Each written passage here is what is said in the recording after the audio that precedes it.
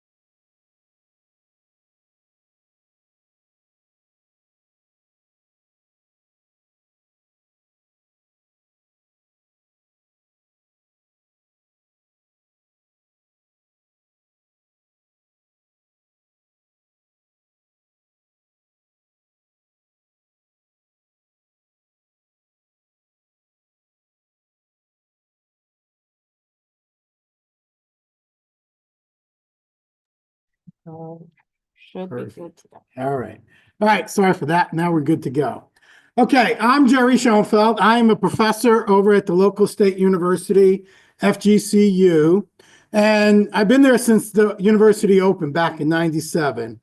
And over the last 25 years, I've had the opportunity to work with a number of clubs and communities throughout Southwest Florida, doing things like we've done here and doing owner/member surveys, as well as strategic planning and things of that nature. So I've been working with a lot of area clubs over the years, and have had the opportunity to work with all of you in the past. Now, we're going to be doing 2 surveys, discussing those today.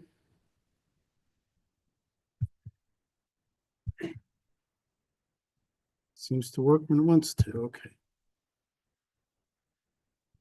As Mark indicated, we'll start off with the Community Pulse Survey. I'll go over the significant findings and some of the conclusions from that to be made, and then we'll open it up for some questions and answers. Because this is being recorded on YouTube, what I'll do is when you ask a question, I'll restate the question so that the folks that are watching us on YouTube, either live or being recorded, will be able to hear your question and the answer. And once we finish our discussion of the Community Pulse Survey, we'll begin our discussion of the tennis member survey. Now, the purpose of the Community Pulse Survey was to provide everyone an opportunity to express their opinions on a couple of key areas that are of strategic importance. And those main areas were communications and the fitness center. And the idea behind doing this pulse survey is to be proactive, to gather information that can inform decision-making to make sure that the decisions that are being made by the board are aligned with the desires of the community residents. Now, the questions that are fitness related were generated by a fitness project team. They worked together to say, these are the type of questions regarding the fitness center that we are curious about, and they were reformatted to fit the online survey method. And then the Architectural Standards Committee proposed 1 question.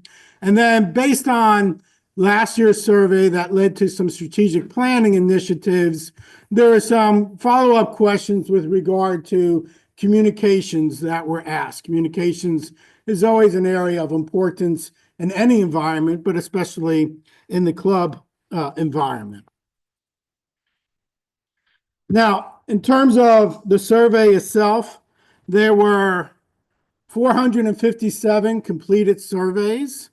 It was a good response rate, and especially when we look at the demographics of the response rate, we can say that the results represent the entire community, So even though it's a 38% response rate from those that received the emails regarding completing of the survey, of course, we would like it higher, but keep in mind when they do polls for, say, a presidential election, they are surveying 0.1% of a population and then, extrapolating to the entire population.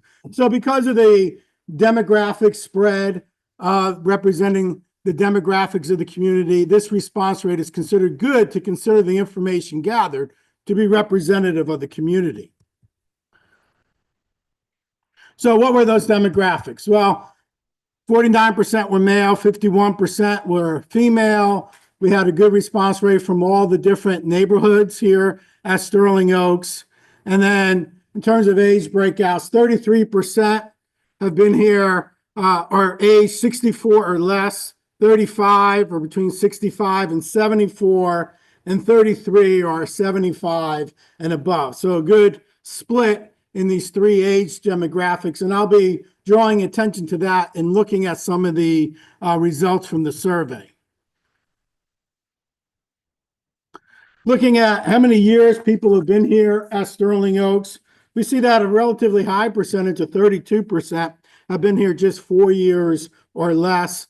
And the most significant percentage have been here a longer time, 11 or more years. 81%, are here 4 months or more during the year, and there's an increasing amount that are here on an annual basis.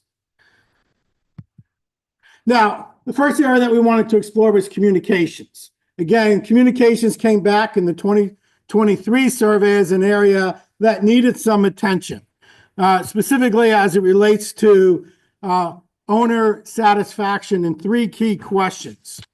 One was communications from the board of directors. The other was voicing opinions and suggestions to the board of directors. And the other one that we were interested in were communications from the club office staff. So 3 areas that are important for communication. And the reason why these were so important is when we look at the results from the 2023 survey, they were relatively low, 2.98. And when we're interpreting, these numbers, these are all done, satisfaction are done on a 5-point scale. If you're a 1, you're very dissatisfied. A 2 means you're dissatisfied.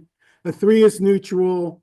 A 4 means you're satisfied. And a 5 means very satisfied. So when we look at the average or the mean to report those, anything that's below 3.0 means there was more people that were very or dissatisfied than there were that were satisfied or very satisfied. So even though this is close to 3, it's still a red flag in terms of the results. And then voicing opinions and suggestions to the board of directors, that had a mean in 2023 of 2.74. And that was the lowest rated item on the entire survey in 2023. So, that was a red flag as well. So, looking here at the bottom, we can say that, anything under 3 needs attention. 3 to 3.4 is it's good. 3.5 to 3.9 is very good. Above 4.0 are excellent. Because I'm an academic, if it's below 3, that's a C. Between 3 and 3.4, that's a B. 3.5 to 3.9 would be a B plus, and anything 4 and above would be considered an A in terms of the ratings. Now, the communications from club office staff in 2023 was a pretty good number, but it's also an area that we know always should be a point of emphasis. So because of that, efforts were made by the board and club management to try to improve communications over the last 12 months. So we asked, to what extent have you experienced improvements related to communication, specifically frequency of communications from the board of directors? And this was rated in to no extent, a little extent, to some extent, to a large extent, to a very large extent. And you can see that, 52%, the ones that are highlighted in yellow, have indicated that they're seeing some improvement in the frequency of communications from the board of directors over the last 12 months. We also asked about the quality of the communications from the board of directors, and we can see that 58% or 56% have indicated that they see some improvement in the quality of the communications coming from the board of directors over the last 12 months. In terms of communicating to the board of directors and looking at the variety of ways to interact with the board, owners have indicated that they also are seeing improvement in that way as well. So the number there, looking at to some extent, large extent, and very large extent, was that 49% of respondents say they are seeing some improvement in the variety of ways to interact with the board of directors. And then in terms of the frequency of communications, also showing a trend in the right direction. Frequency showed a 52% increase in members recognizing an improvement in the frequency of communications. Now, with regard to club staff, one of the things that came out in the 2023 survey was customer service. And that's especially true in some of the written comments as well as the rated areas, that customer service, there were some concerns expressed by owners with regard to club staff customer service. So they asked, have you seen some improvement with regard to that? And you can see that 64% have indicated that they're seeing some improvement in the customer service of club staff. So all of these, in terms of are you seeing improvements, were rated favorably. So when we ask how satisfied you are, going back to those original three questions, communications from the board of directors over the past years has gone from a low rating of 2.98 to now being a very good rating of 3.63.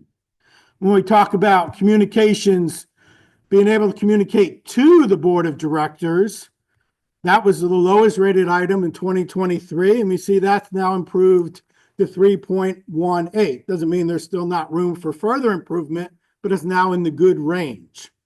And then while the rating for communications from club office staff was good at 3.57, we see that owners have rated that even better now over the last 12 months.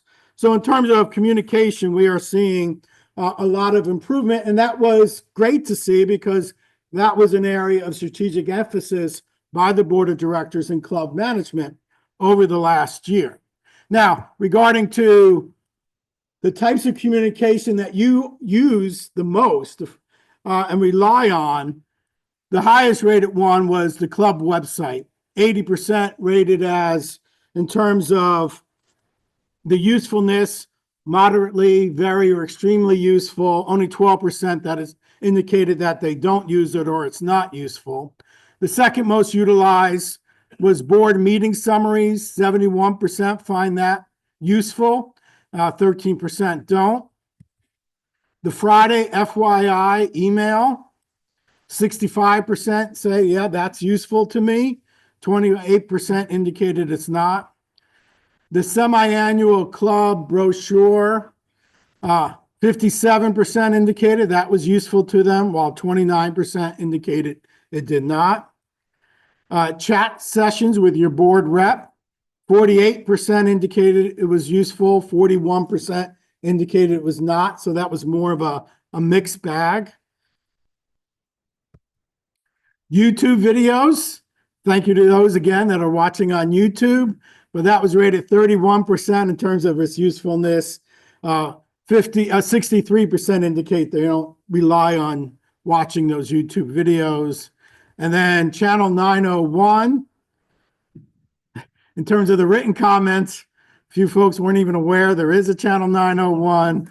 15%, rated that as being useful, and 78% indicated that was not useful. Now, as a follow-up, we asked an open-ended question, to express your viewpoints with regard to club communication, and specifically what enhancements to communication you would like to see focus on by staff and the board of directors. Specifically, we asked if you rated any items in terms of satisfaction low, we'd like to learn why those are rated low. So when it comes to written comments, it's always important that we put it in context. So the numerical data was rated by everybody. When it comes to written comments, a lot of people don't find a need to express themselves in the written comments section, especially if they're, satisfied or happy. So the subset of 32% that took the trouble to add a written comment. So it doesn't necessarily reflect a viewpoint that's shared across the board. But some of the things that were mentioned on were the chat sessions. They would like more consistency in their offering. They want every board of director to make sure that they're scheduling and holding those chat sessions. They would like to have more of a set agenda for those chat sessions, more of an opportunity for input from the owners in these chat sessions. So that was a comment that was made. Continue focus on customer service in any environment. That should be an ongoing issue. Better audio for the YouTube video, specifically for board meetings. Sometimes that audio is not so strong. Hopefully my voice is projecting today. And then again, more input, more opportunities for owners to express their input, specifically to the board of directors. So that was our focus for communication, and the results were trending in the right direction, which is what, based on efforts being made through strategic planning, was desired to be seen. Now, the main thrust of the survey was focusing on fitness. How highly utilized is the fitness center? How satisfied are members with the current equipment, the space, the cleanliness, things of that nature, and then some ideas to help to be proactive in future planning as to what are some of the things and desires you want to see change or enhancements made to fitness going forward. So this was a word of caution that was on the survey. I just want to emphasize, because sometimes people think if I say I'm interested in something, they're actually voting for it, and that's not the case. So this blurb was just emphasizing that by showing an interest in something, that's the very preliminary foundational step before more action would be taken. And if anything was going to cost money, of course, there'd be a lot of communication and ultimately a member vote. So this, by expressing your opinion, wasn't indicative that you are committed. You could say, I'm interested in this. Later on, you make a decision, the vote came not to be interested in it. You would have that latitude. So we began by looking at fitness center usage, and fitness center is a highly utilized amenity here at the club. 55% indicated that they use the fitness center, and this number jumps to 70% for those that are 64 and under. For those that were 75 plus, the number actually drops to 42%. But 42% is still a lot of usage of the fitness center. Now, looking at how frequently people are using the fitness center, 69% indicated that they're using it. 69% is of that 55%. Because if you don't use it, you weren't answering how frequently you're using it. So 69% of users use it at least on a weekly basis. Hardcore 13% are using it 4 or more times a week in terms of utilization of the fitness center. Now, looking at 64 and under, those numbers were higher across the board in each of those categories. Now, with regard to current satisfaction, going back to our averages of satisfaction, people are very happy with the overall maintenance of the fitness center and the condition of the equipment. They're happy with the locker rooms and the hours of operation and the variety of equipment that is available. So all those numbers are strong numbers. Access to free weights, 3.48 was a good number still. Number of weight benches, 3.31, acceptable. Access to fitness classes, mainly chair yoga, was 3.20. And then overall fitness space was rated 3.14, and space for stretching was at 2.89. So those were the lowest rated items. The amount of space, the confinement in the fitness center was a concern that was raised. And of course, those numbers, access to fitness classes, were rated below 3.0 by those that are younger members and newer members, 2.98 for access to fitness classes, 2.95 for overall fitness center space, 2.70 for space for stretching.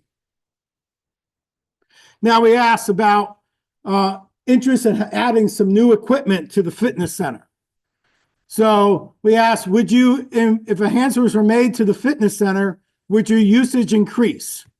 And 62% of current users said they were likely or very likely on a 5-point scale to increase their usage of the fitness center if it was improved or enhanced. Even though that rises to 72% of those who are 64 and under. Of non-users, 27% said if the fitness center was improved, they would start using the fitness center. So there's some interest in improvements to the fitness center based on the percentages that have been generated.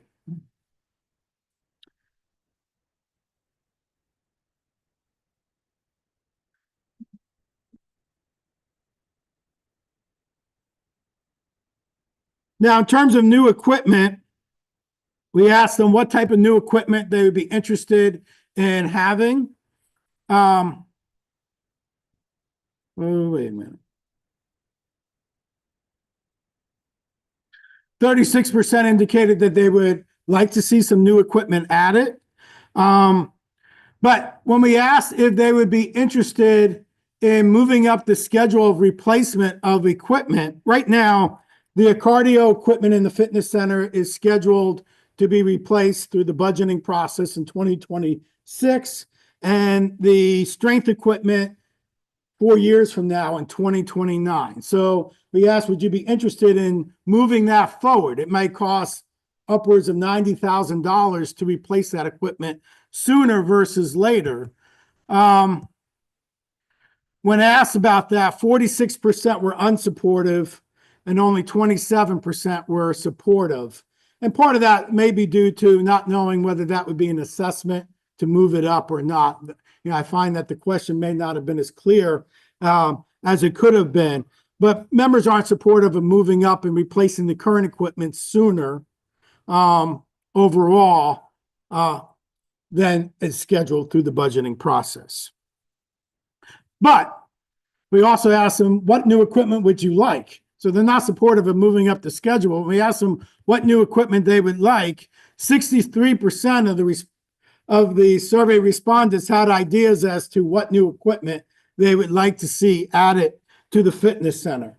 And the one that was mentioned most frequently was the addition of Peloton bikes, more free weights and dumbbells and kettlebells, having suspension straps where you're using your body weight as a part of the fitness strategy, were all things that were frequently mentioned, although the list was very extensive as to individual items members would like to see added.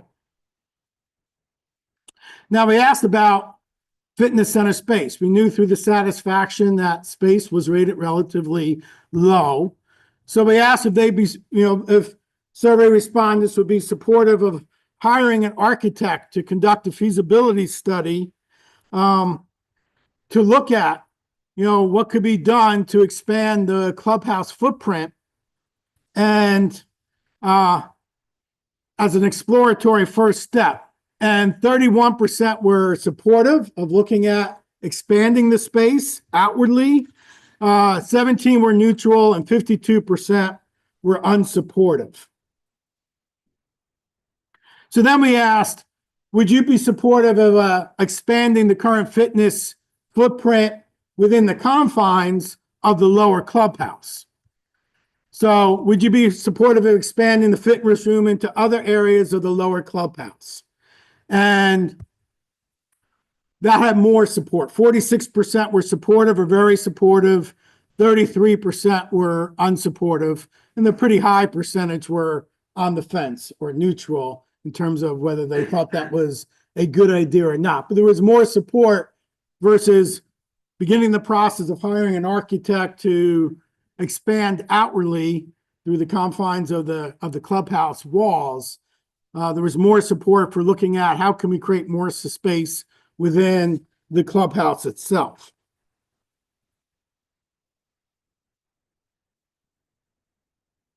That was even more true if you were a younger member. So that number went from 46% supportive of looking to create more space in the current footprint to 64% of those who were 64 and under. Now, we looked at the sauna. We asked a series of questions, or the fitness project committee wanted to ask a number of questions with regard to the sauna. And we asked how many are using the sauna. So 25% indicate that they use the sauna, 75% indicated they do not. So it's not one of the more highly used amenities. However, when we asked, is it important that the club has a sauna? 62% stated no, and the number went up, even though they're not using it, to 38%, indicating yes. And then we asked, well, if you're not using the sauna, can we repurpose that space? That might be a way of creating more space. And 49% answered yes, but 51% answered no. So kind of a conundrum, right? People aren't using the sauna. People said, is it important? 62% said no, it's not important. But then we asked, is it okay to get rid of the sauna? And all of a sudden, more people than not said no, don't get rid of the sauna. So it's a little bit conflicting in terms of the information being generated with regard to the sauna. Interestingly, younger members value the sauna more. Those numbers change more in favor of the sauna for those 64 and under.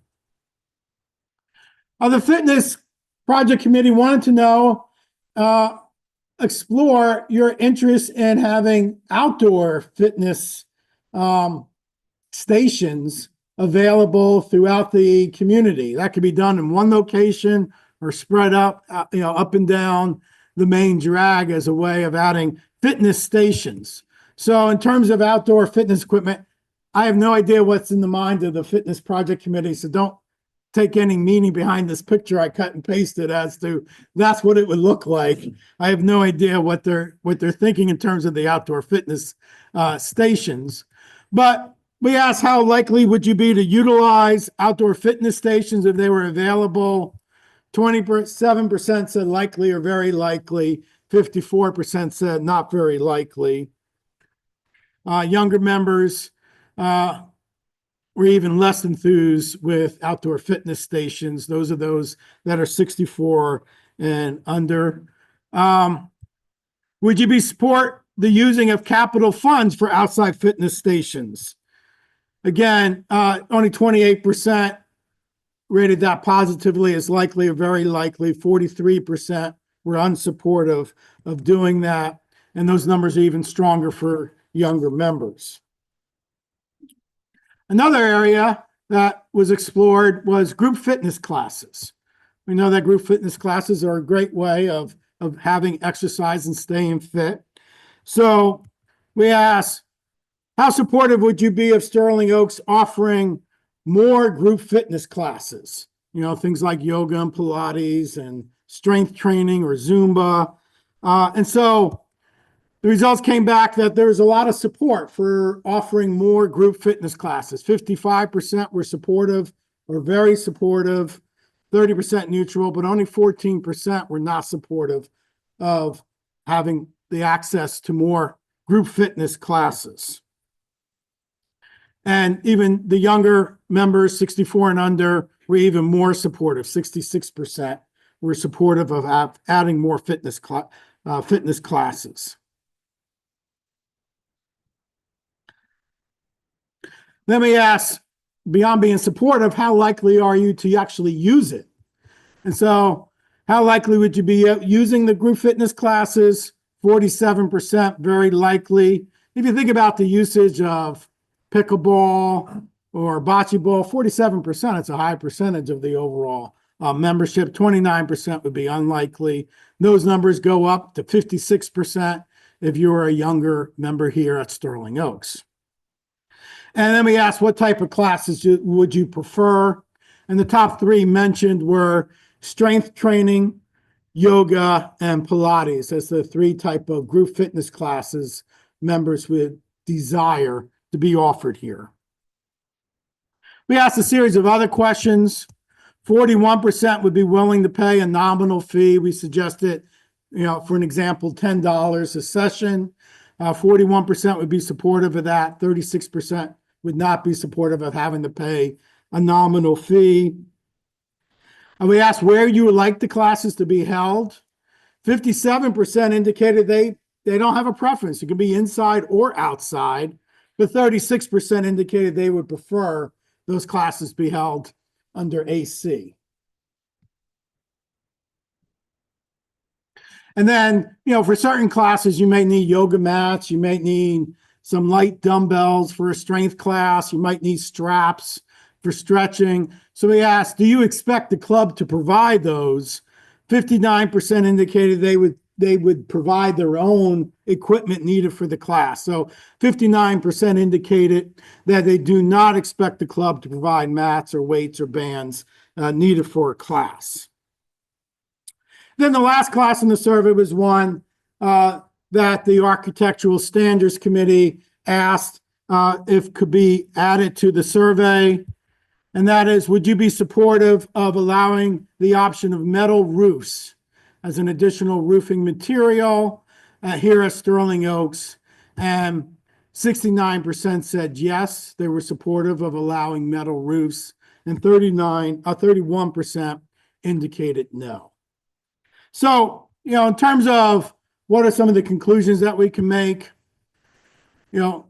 we've seen that there have been improvements in communications by club staff and the board of directors over the last year. Members are increasingly satisfied with those communications. The majority of members use the fitness center. I would say that outside of the clubhouse pool, the fitness center is the most utilized amenity, recreational amenity, that's used here at Sterling Oaks.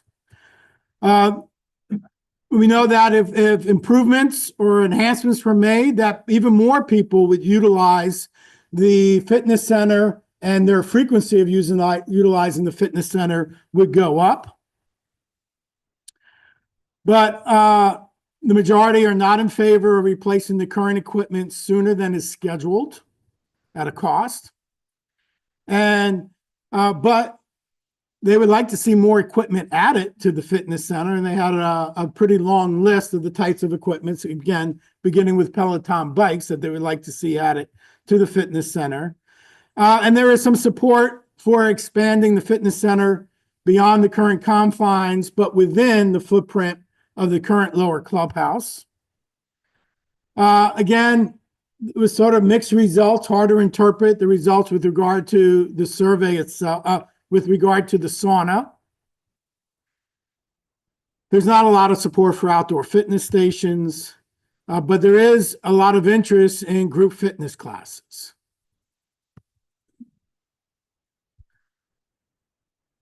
And we know that with regard to all of the fitness questions, that the younger you are, the more interest you have in the fitness center and fitness activities.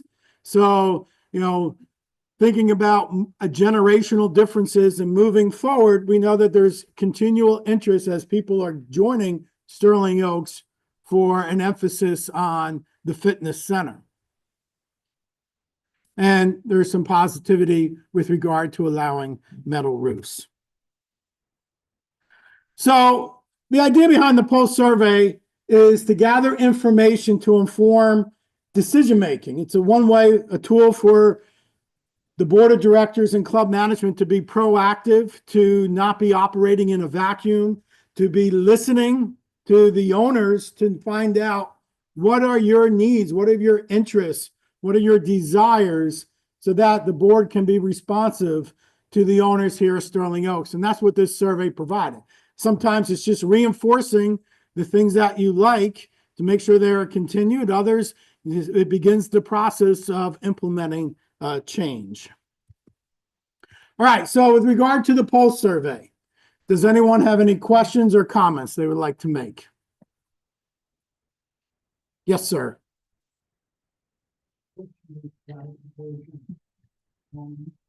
Sidewalk, the first slide, then you have 225 respondents. Yes, Represent there was 457. Yes. 5 represent households. No, I think 225 was the, 239 was the tennis survey. Yeah, and so the 450, so that's a smaller population. The 457 was the respondents for this pulse survey.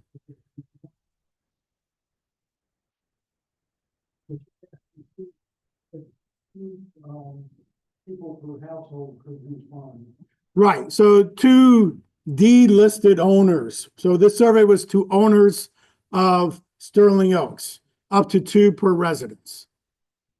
But does that, the 457, does that represent the number of residences or the number? No, it's not the number of doors, it's the number of owners who replied. It could be 2 from 1 residence. Yes, yes.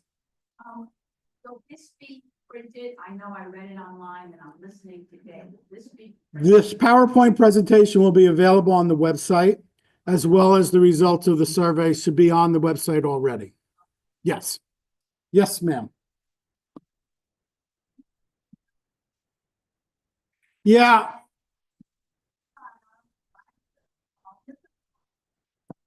So that is a problem.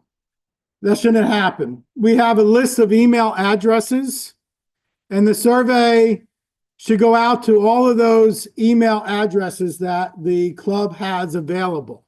Now, some of those bounce back as no longer in service. Others got bounced back through SurveyMonkey. That's the platform I used for the survey, that says it was undeliverable to that address. When I received those, what I did was then personally, through my email address, send them the survey link so that it would go through, because sometimes something like SurveyMonkey is recognized as scam through the filter of somebody's email. So I tried to take the steps so that they would receive it. But if they weren't receiving the email, then we would have to find out whether they're actually in the Clubhouse email distribution list. Because everybody that I had email addresses for were sent the survey. Now, somebody mentioned a good point that I would have to keep in mind as a consultant going forward in terms of responding. People receive it and it might go into their spam folder, or they receive it and they see it's schonf@fgcu.edu. They don't recognize that email address, so they ignore that email. So in the future, maybe coming from a Sterling Oaks email address might allow more people to receive it and actually open up that email that, you know, some people might have been ignoring it because it came from an outside email address. But again, we wanted it to be open for everyone. And at times, like in your situation, if you had somebody, if they emailed me, then I immediately sent them the link to the survey. Yes. Yes. I have a couple of questions. One being that I have heard from people as it relates to comments, that people's comments were not printed in the readable survey online. And also, I believe that you had a note on the survey that said because some were inflammatory, that they weren't included. That's right. So that was my decision. Does that make sense? It does, because the number of written comments that were redacted was very small in number. And those sentiments were also expressed in more polite manner in other written comments. They weren't attacking an individual necessarily. The redaction was only ones that were more personally oriented. When somebody was offering constructive criticism, Say here, I find that the customer service provided by clubhouse staff doesn't meet my standards. That would be kept. If somebody says, I'll just use Mark since he's the head honcho.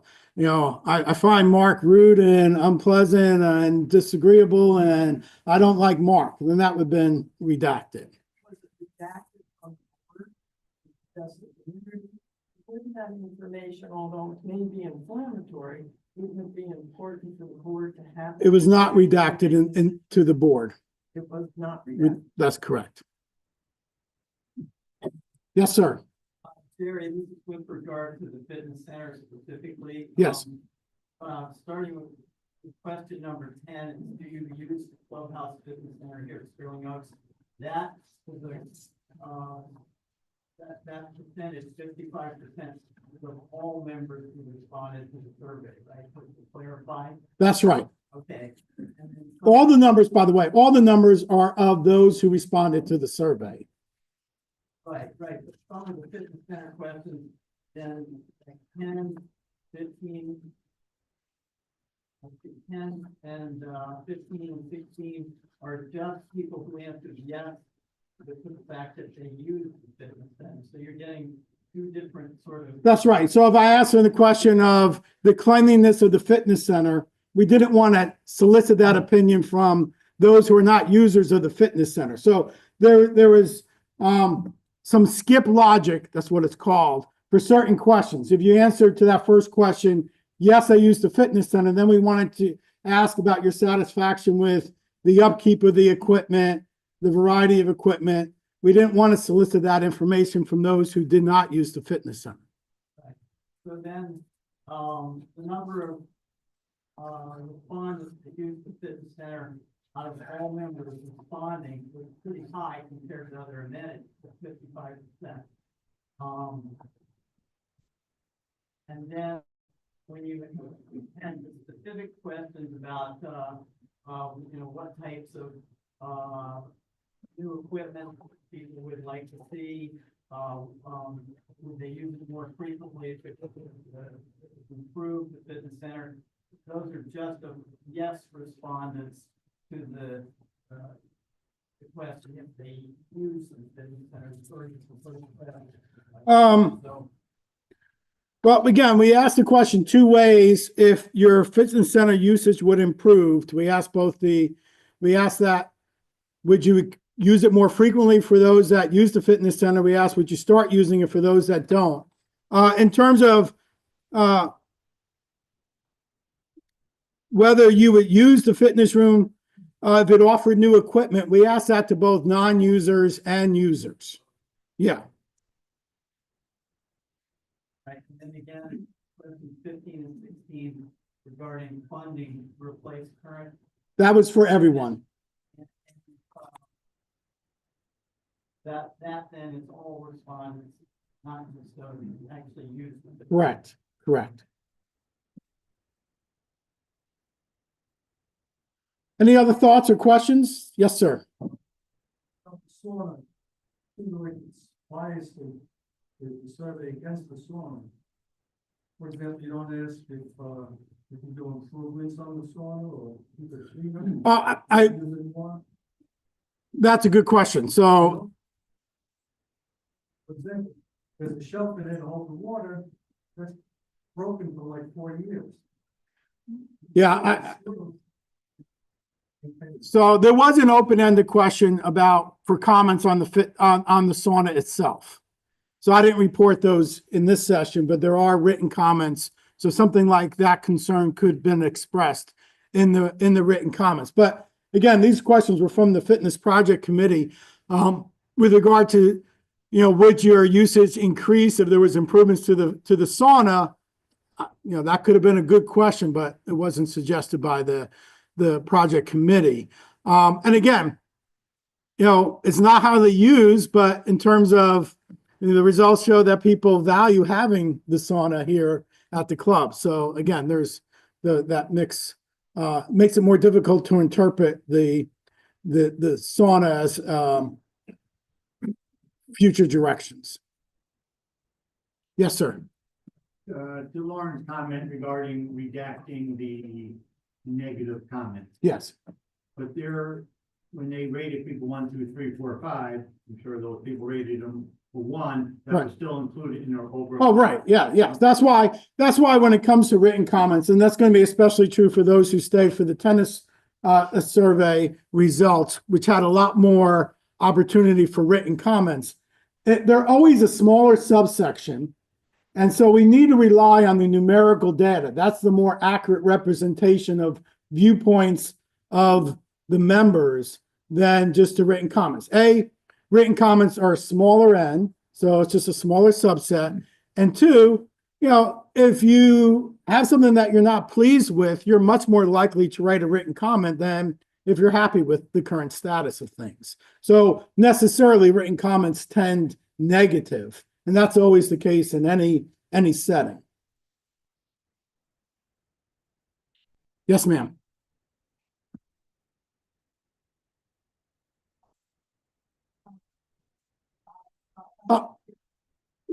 For the purposes of explaining the data, we use that demarcation. I'm trying to look at the actual survey.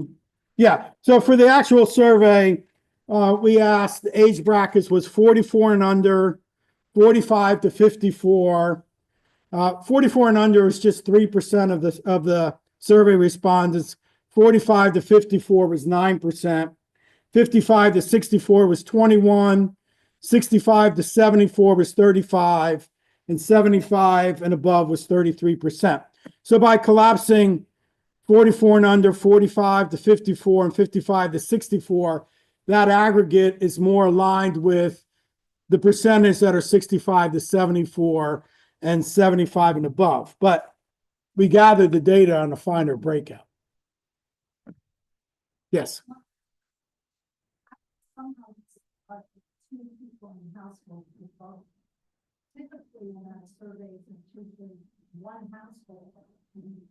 Since I've been involved in this, I've done 2 major surveys here. The cover letter always, welcomes, but because this is not a vote, we want to know how the owners, plural, feel, especially the bigger surveys that are satisfaction based, about their experience. The husband loves pickleball, the wife doesn't use pickleball, but loves, playing bocce or whatever. There's going to be differences in their preferences and their experiences here at the club. So we want to solicit both parties in their relationships in terms of soliciting their input in the survey. So the cover letter does say that in the cover email. Yes. Just to comment on that one, you have to have more than 2 emails, right? So if you go to the same email address, the family will have only got one survey. Yes, but in the cover letter, I say if that is the case, then please let me know and I will send you a different link to the survey so that both parties can complete it. Any other questions? All right, well, I thank you for your engagement and interest in learning more about the results for the Pulse survey. I'm now going to turn our attention to the tennis member survey. So some of you are free to leave if you're not as interested in the outcomes for the tennis survey.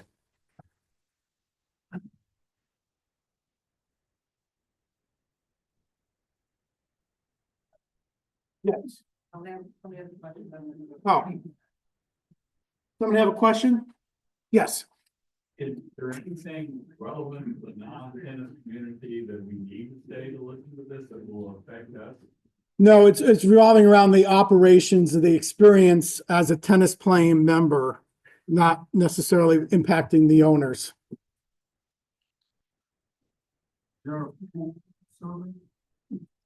No, and the previous survey in 2023 was a larger survey that asked satisfaction with the pool, but this one was targeted. That's why I'm using the word pulse, just to really fitness and communications mainly. Okay.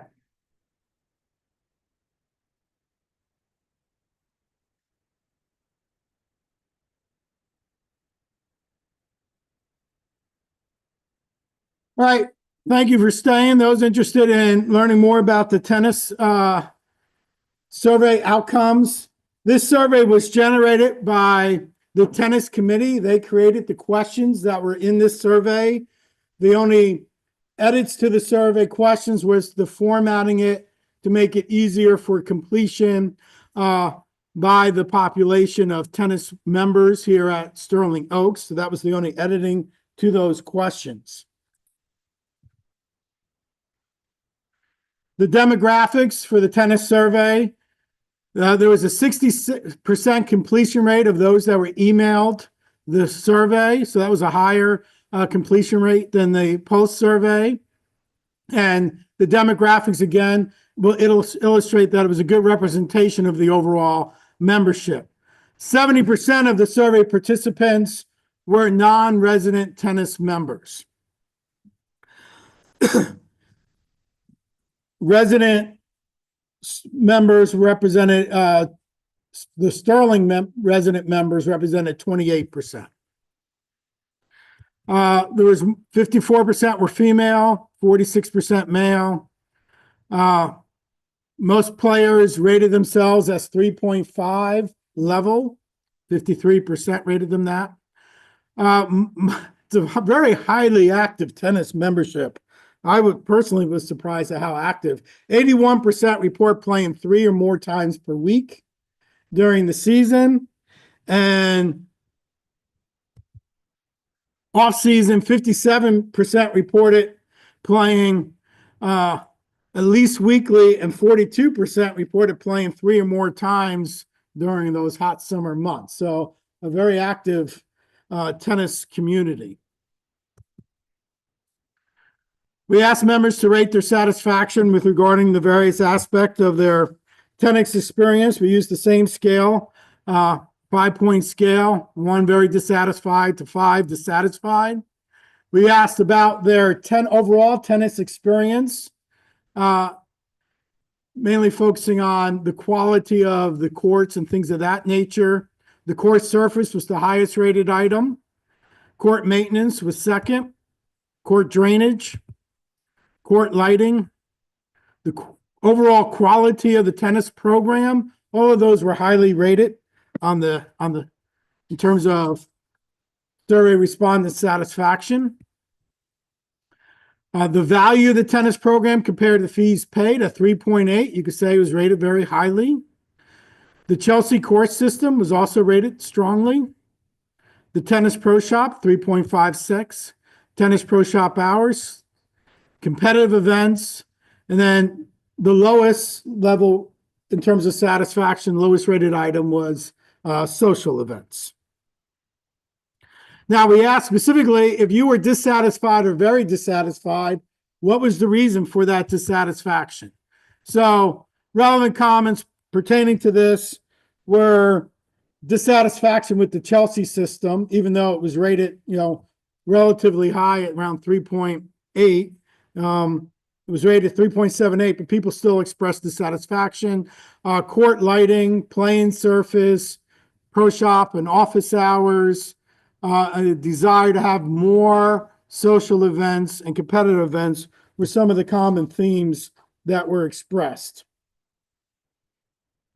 Since we went over that and we didn't get any new people walking in, I'll just leave this up for a second. But again, there's a lot more open-ended questions asked in the tennis survey than there was in the poll survey. But all of those questions had less than 50% of the overall number of survey respondents answering the written questions. Many of them had 25% or less offering written comments. So they have to be interpreted with caution. That's a smaller subset of all the participants. Reliance on the numerical data should be primary. Members were asked about their satisfaction with the tennis staff. Pro shop staff friendliness was rated very highly. Their interactions were rated highly. Overall satisfaction with the pro shop staff rated highly.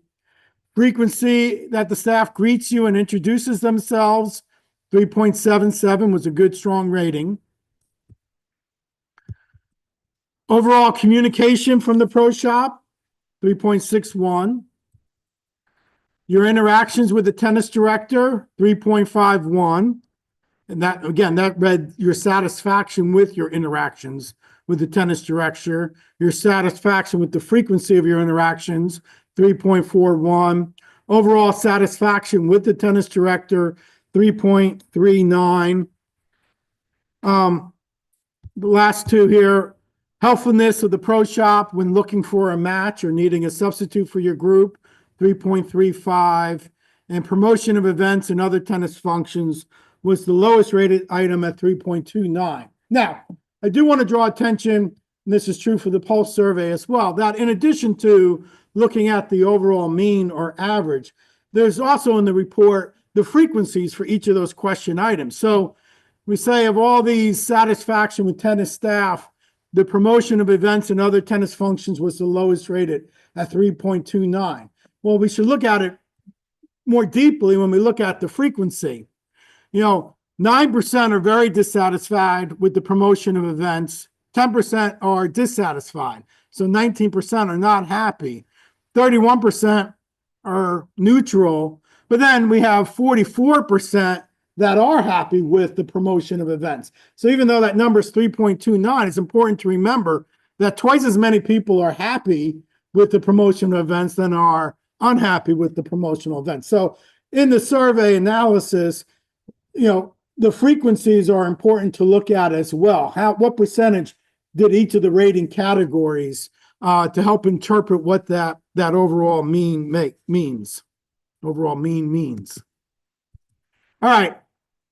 So the written comments with regard to satisfaction with the tennis staff, there were 79.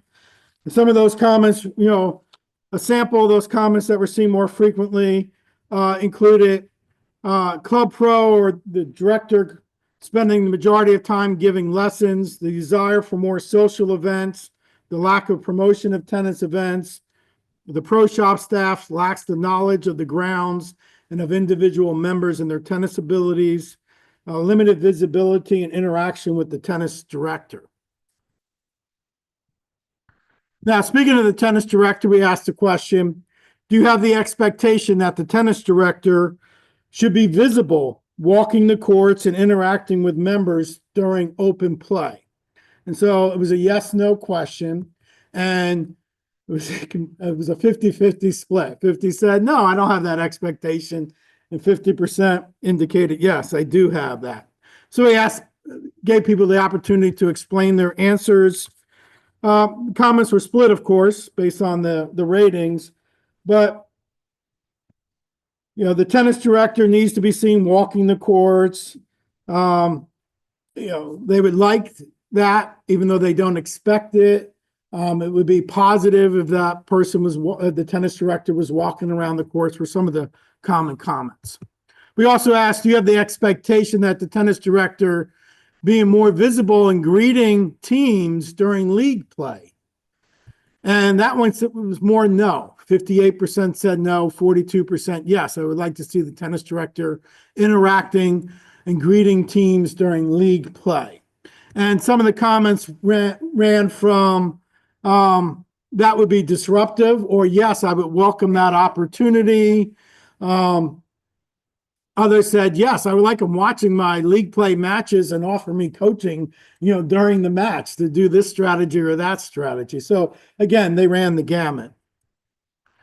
78% indicated that they're interacting with the pro shop staff only on an infrequent basis. 6% never.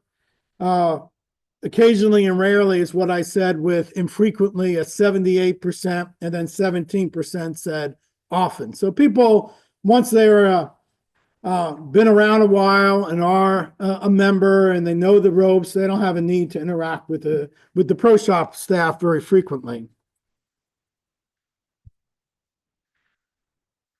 We asked if you need assistance in finding competitive matches. Do you go to the pro shop when you need assistance in finding a match? And 71% said no. And what they mentioned is they already have playing groups. They gave a lot of praise to those leaders of their groups who arranged all the work of arranging the group play. And if somebody's missing, finding a replacement. So they rely internally among their own groups to make sure that it's operating when someone is missing. They do not go to the pro shop. 29% still do, but the majority do not. We also asked as a follow-up, though, how frequently do you contact the pro shop when you need, when you're looking for a match? And so 77% said never, 12% yearly or less, quarterly, 5%. Nobody does it on a weekly basis.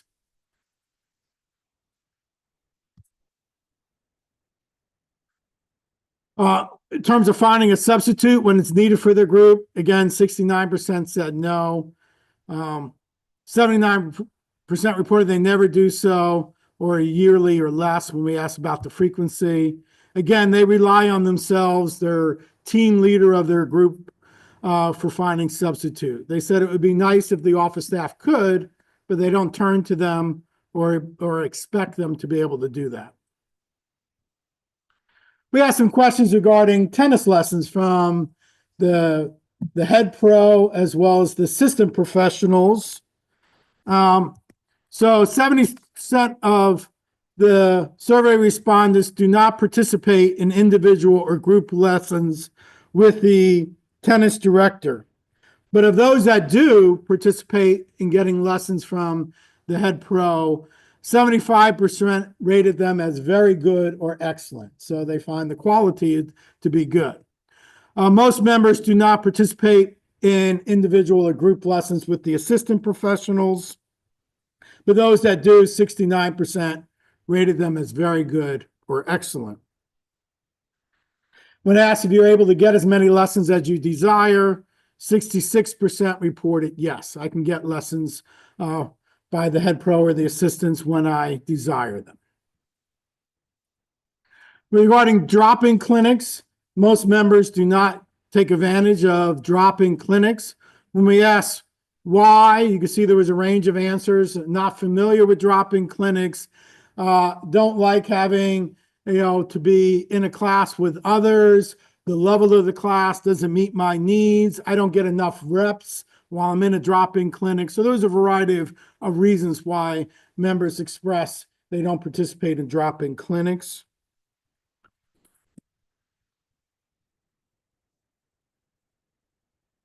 We started asking some questions about league play. 52% participate in league play, 48% do not. Of those who do not, we asked, would you be interested? And 20%, which was an N of 20, indicated they would like to join a league. We asked what type of tennis events members would be interested in participating in.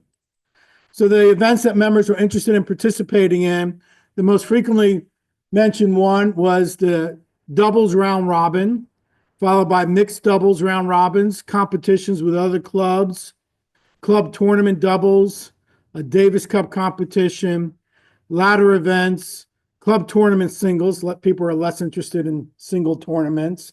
And then there was other types of tennis events would be ladies interclub play, member guests, pro-ams, some events to be held in the summer months.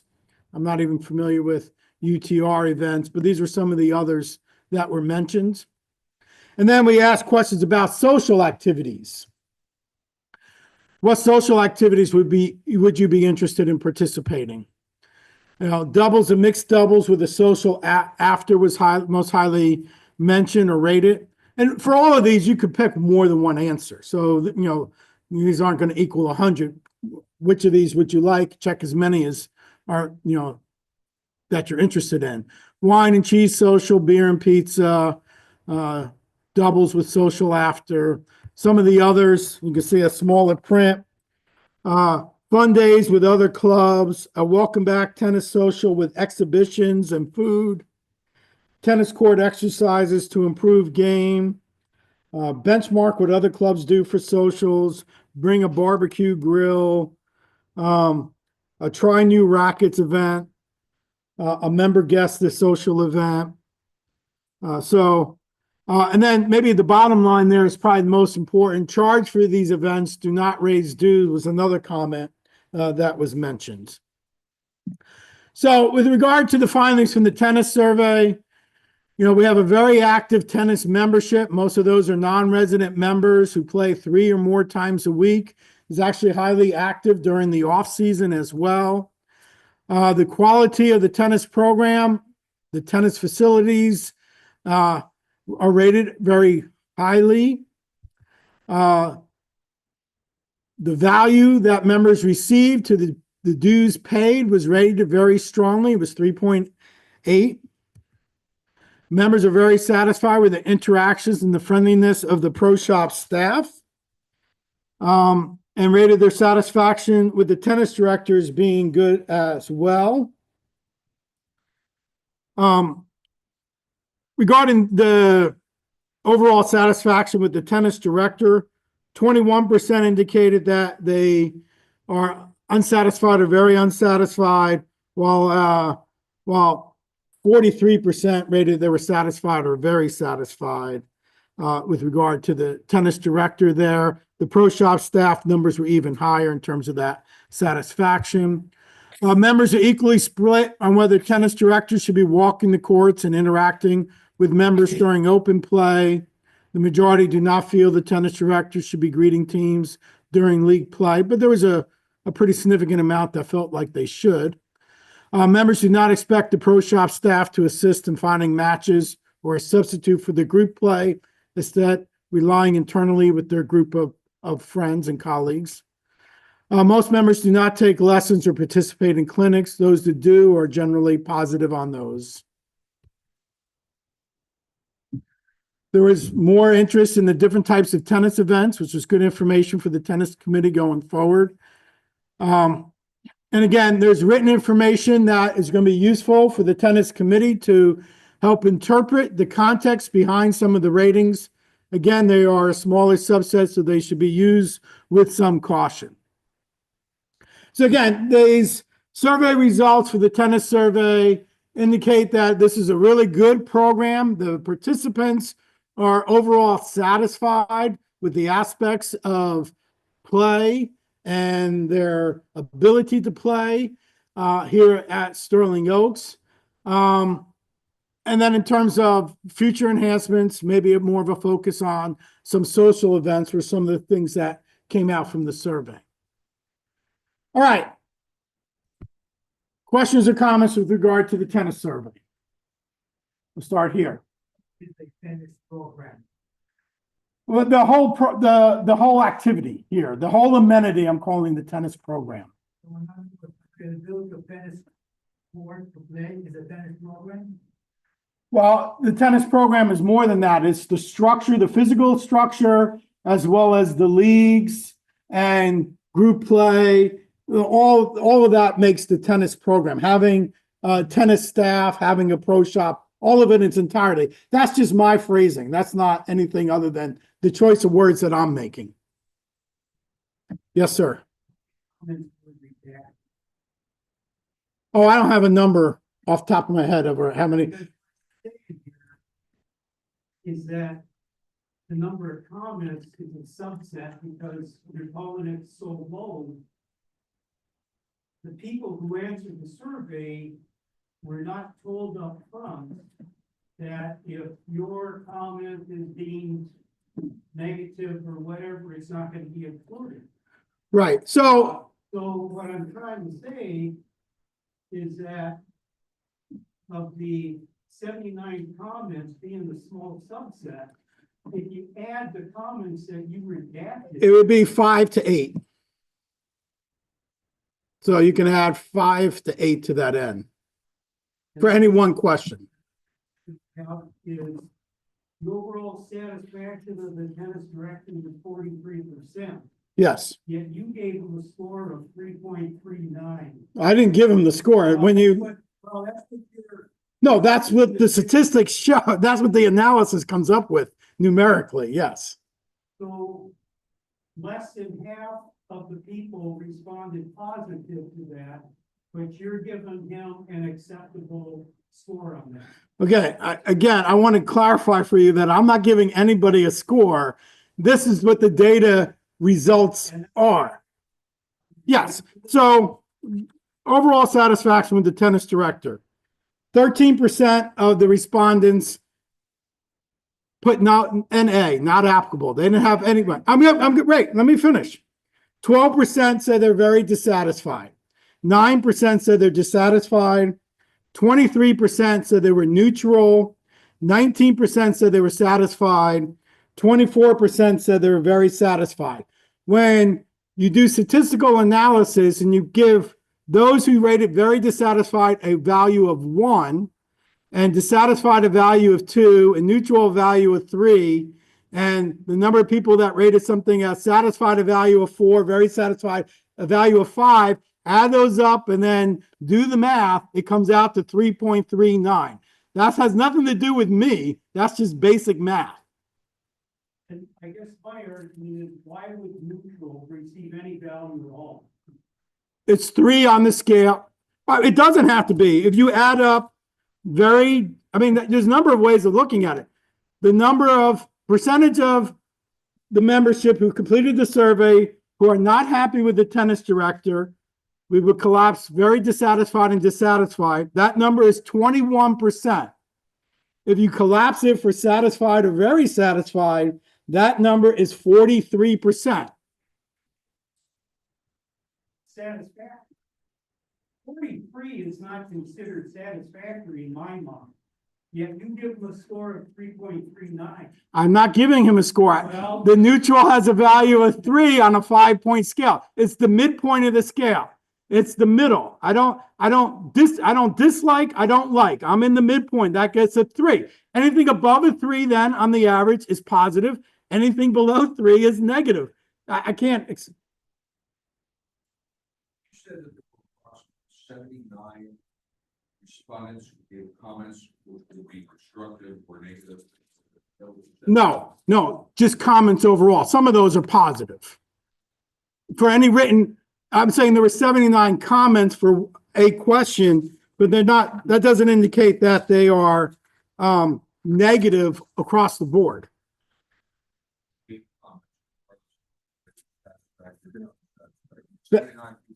That's right. Yeah.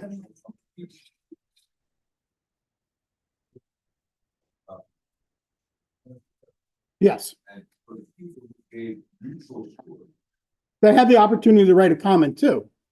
Yeah. so how many of those neutral scores gave comments that would be considered constructive or negative? I don't know that. I Why mean, is that, that important? You're going to create a qualitative value based on the neutral number between 3 and 3.5 or 3 and 4. You're going to call that positive. Don't you have to look at the people who said, oh, I'm going to call it neutral. I'm going to do some 3 or 4 negative specific comments about performance, and therefore that has to be given some. that would lead to inaccuracies in your analysis because again, the comment, if I did the analysis and said, okay, there's 79 comments to this question. That's just a small percentage. If I analyze it, how many of the neutrals were written comments? Let's say, hypothesize that it was 18. How many of those were negative? Well, then let's give that a 2 value. How many of those are positive? But the rest of the negatives, the neutrals don't get a change in their value. That would lead to an invalid analysis of the data. Now, again, a 3 is not positive or negative. It's neutral. Only if the average comes out to be above 3, then now we can say that there's more positive than negative. 3, and if it came out to 3, I would say overall there's not a positive viewpoint of the whatever question is being answered. But since it's scaled higher than 3, you can say it is positive. There's more positive than negative. And that's true when we look at these frequencies, 19% versus 43%. Clearly it's more than 2, well, it was 21% to 43%. Clearly it was greater than a 2-to-1 ratio of happy to dissatisfied. Yes, sir. Yes. looking at data separated by responses from homeowners, responses from outside members, then you could blow them. But I want to know, would like to know, how many, or what the results were from our homeowners who are living, and what the results were by outside members. That's easily done. I mean, for any of the demographic variables, it's real easy to do analysis based on that demographic variable. That's why in the previous survey, I was giving you the data for those that were 64 and under. That was a breakout. We could easily break it out for non-resident tennis members and resident tennis members. Yes. Yes, sir. I believe if you look in Appendix A of the report and look at, under number 9, you'll see all the comments that are directed towards the director of tennis and his staff. That's And the majority, the vast majority of those comments are negative. right. Now, you're saying because it's a subset, you shouldn't take that into consideration, you should look at the numbers. So I look at the numbers, and the numbers tell me 43% of the people approved of the tennis director. That's right. So let's not focus that it's a tennis survey. Any survey, when you ask people in terms of their satisfaction, say it's any company, when you give an opportunity to write open-ended comments, they're always going to be slanted negative because the people that are satisfied don't feel a need to express why they're satisfied, where the people who are dissatisfied always have more of an express need to express why they're dissatisfied. That's just human nature. So regardless of the context or the where we're doing this survey, that's always going to be the case, that the written comments are always going to be a subset and they're always going to be more negative than positive. Not include what? Don't ask open questions. Oh, right. But again, this was the tennis committee. They wanted to have 11 open-ended questions. I find that to be a high number of open-ended questions. Not care about them anymore. No, I don't care. It's not that we don't care about them. They have to be used to provide some context. Say, we know that 21%, we'll stick with the tennis director for our example, are dissatisfied or very dissatisfied. If the tennis committee would like to know, is this natural to ask, why are they dissatisfied? So those written comments help to provide explanatory power in interpreting why some members are not dissatisfied. No, only the ones that were more personally oriented. If there were constructive criticism or negative, as you pointed out, as you're looking at the appendix, there's plenty of negative comments. Those that were more personally, vindictively written were redacted because I'm not going to allow comments that are targeting an individual with negativity versus something that's saying, I don't like this. Yes. No, that's my decision. There's liability. There's legal liability for comments that if they go, well, just pick on Mark. Mark is XYZ. That can be liable. So there's legal issues there. I'm going to give a one-page slide presentation at the end of your discussion. But I just want to clarify one thing. Okay. Words are important in engineering. Assumptions, words, definitions. These are very important in engineering as well as consulting, which I did for 20 years. Okay. Okay. You use the word redacted. I can't find a single redacted line in the report. The word you should have used, I believe, is deleted, omitted.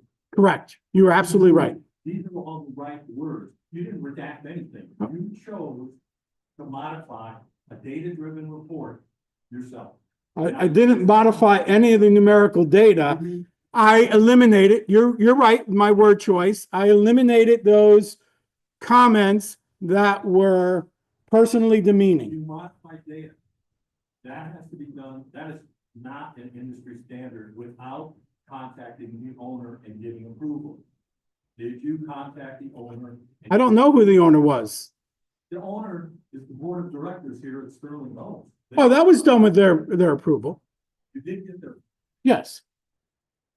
could you tell us who approved the removal of data from a data-driven report? It was just a committee decision. Look, we want to disseminate the information. You're gonna cover what later? Where are you going in presentation? I have to speak, I'm allowed to speak after your presentation. I think it's over when I'm done. Yes, Any question? You mentioned the legal liability, no matter what survey was structured to avoid legal liability. Am I correct? that's right. Okay, so that survey is really not have any meaning. You can see anything you want. Let me, okay, the numbers he presented are the numbers, okay? Only thing that wasn't presented were some demeaning comments. They had nothing to do with the numbers, they were included in the numbers, so the 3.2, your next question should be, is 3.45 a good rate? Okay, that's a qualitative thing, but the numbers are numbers, they included me saying you're an idiot, okay? But my number one was in it, okay, so that was there, but me calling you an idiot was not in there. That is the difference. Okay, so now your question is. It changes the numbers. No, it doesn't. No, I'm sorry, it changes the number of comments that he said were presented. So he's saying it's 79, was it 109? Was it 159? It wasn't 79. All right, so to both of your comments, I will send an additional appendix that has black lines through those that were redacted, so they're not eliminated. You'll see that the comment is there, it's just blacked out now, so you can do your numerical count of those comments. Yes, ma'am.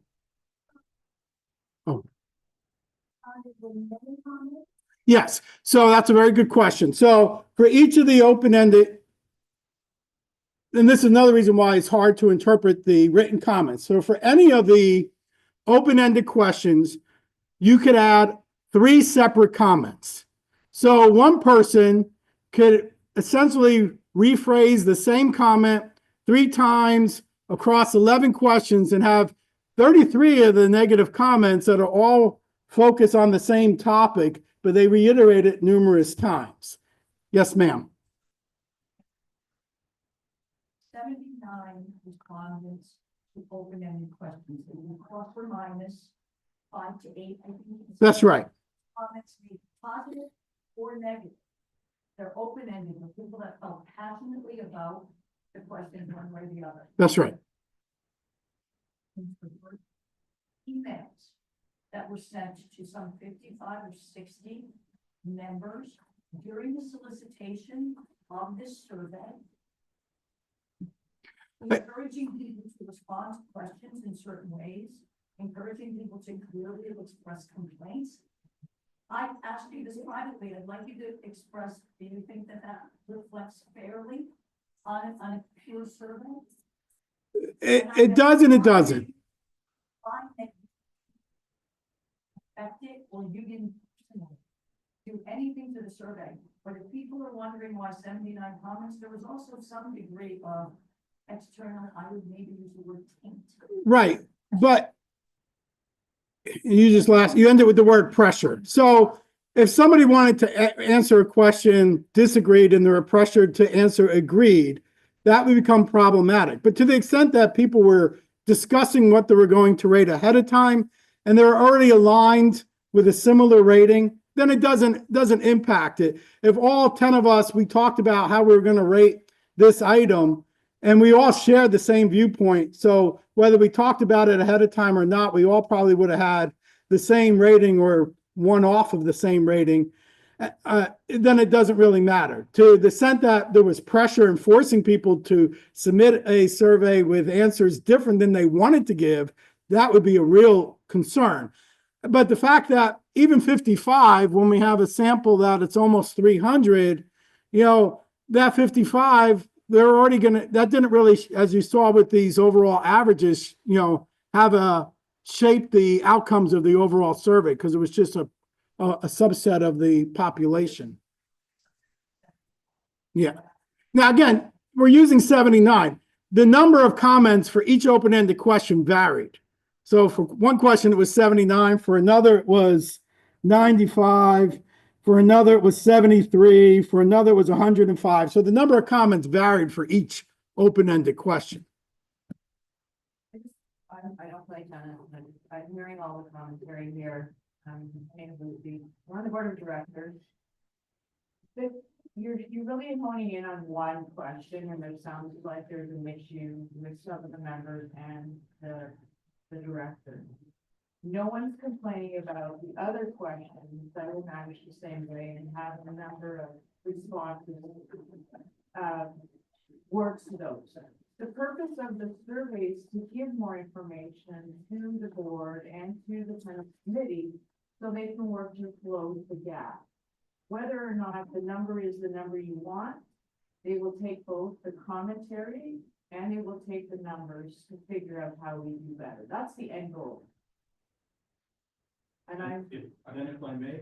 Yeah. I'm not going to go on to speak, which I was told I would. And I would like to submit my rebuttal to the survey to the board in writing. Because there are many things that I can rebut, I stated here quickly, but we're downplaying the value of quantitative, quantity, the closed-ended questions. Then what's the value of the open-ended questions? so there is a board meeting on the 23rd, and you can Get 3 minutes. you can get 3 minutes, and you can submit your report as an addendum to that. If that's what you want to do, you're very welcome to do that. Well, what I wanted to do was present, because I was told I could. I'm sorry, I don't know where that information came from. and I This apologize. is not an official board meeting. Yeah. Right, okay. Yes, Linda.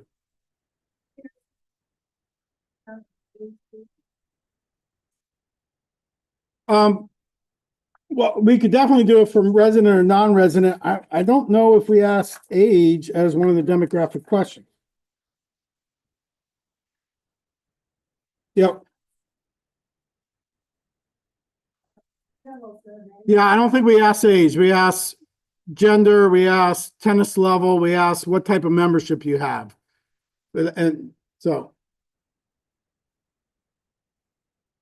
Any last thoughts? Last comments, questions? All right, thank you very much. Oh, thank you. Thank you, sir. And I'm not XYZ either. Heard that, huh? Leave. Stop sharing.